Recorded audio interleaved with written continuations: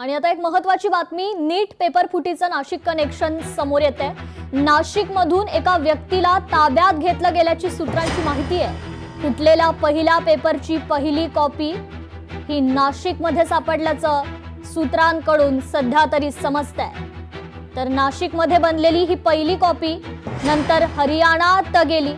नाशिकमध्ये फुटलेल्या पेपरचे 10 सेट्स हरियाणात केले गेले असंही सूत्रांकडून समजतंय। तर हरियाणा, बिहार, जम्मू काश्मीर, आंध्र प्रदेशात हे पेपर पोहोचले। नीट 2026 ची परीक्षा पेपर फुटीनंतर रद्द झाल्यानंतर या प्रकरणी आता सीबीआय चौकशीचे आदेश देखील देण्यात आलेले आहेत। तर या पेपर फुटीचं नाशिक कनेक्शन आता समोर येतंय असं सूत्रांकडून समजतंय। आज परीक्षा कॅन्सल झाली असेल, आम्ही हा मुद्दा उठवला, या देशातून अनेक लोकांनी उठवल्यानंतर कुठेतरी या सरकारला जाग आली। पण याच्या मागे कोण आहे, कोण सूत्रधार आहे, हे कुठे ना कुठेतरी शोधलं पाहिजे।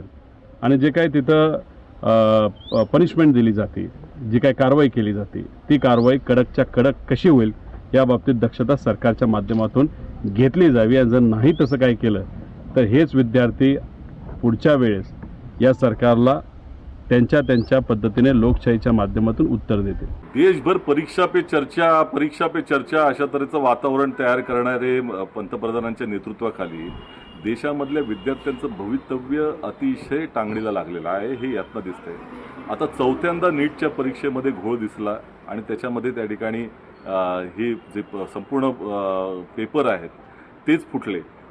अशा अनेक त्या ठिकाणी परीक्षा आहेत या ज्या पेपर फुटीमधला दिसत आहे। मध्य प्रदेशमध्ये काय झालं हे आपण पाहतोय। महाराष्ट्रातल्या अनेक मुलांचं ज्यांनी इतके संपूर्ण वर्षभर जो काही प्रयत्न केला असेल, जितके परिश्रम घेतले असतील, ते सगळे परिश्रम आज शून्य ठरलेले आहेत। या संदर्भात आपण अधिक अपडेट घेऊयात आपले प्रतिनिधी महेश महाले यांच्याकडून। महेश, खरं तर महत्त्वाची ही बातमी आहे, नीट पेपर फुटीनंतर नीट परीक्षा रद्द करण्यात आली आणि आता नाशिक कनेक्शन याचं समोर येऊ लागलंय। काय अधिकची अपडेट? अगदी खरं, कृपा आपण जर बघितलं असेल तर वैद्यकीय प्रवेशासाठी नीट परीक्षा ही महत्त्वाची समजली जाते आणि या नीट पेपर फुटीचं आता नाशिक कनेक्शन जे आहे ते समोर आलेलं आहे। त्या नीटच्या परीक्षा जरी रद्द करण्यात आलेल्या असल्या तरी त्याच्या नाशिकच्या कनेक्शन समोर आलेलं होतं आणि नाशिकमधून एका व्यक्तीला ताब्यात देखील घेण्यात आल्याची माहिती आहे। ती सूत्रांनी दिलेली संबंधित व्यक्तीला इंदिरानगर पोलीस ठाण्याच्या हद्दीतून ताब्यात घेण्यात आल्याची माहिती जी आहे ती समोर आलेली आहे। आणि या संपूर्ण प्रकरणाची राजस्थान पोलीस आणि तपास यंत्रणांकडनं चौकशी जी आहे ती सुरू आहे। पोलिसांकडून संबंधित व्यक्तीबाबतचा अधिकचा जो तपास आहे तो देखील सुरू करण्यात आलेला आहे। म्हणजे नाशिकमध्ये नीट परीक्षेचा नाशिक कनेक्शन, पेपर फुटीचं नाशिक कनेक्शन जे आहे ते समोर आलेलं होतं। सर्वप्रथम हा पेपर नाशिकमधून फुटला आणि नंतर हरियाणाला गेलेला होता अशी माहिती समोर आल्यानंतर तपास यंत्रणा ज्या आहे त्या आता अधिकचा तपास या संदर्भात करत आहे आणि यातच एका संशयित व्यक्तीला ताब्यात देखील घेण्यात आल्याची माहिती जी आहे ती सूत्रांनी दिलेली आहे। कृपा जी, निश्चितच महेश, धन्यवाद आपण दिलेल्या या अपडेट संदर्भात।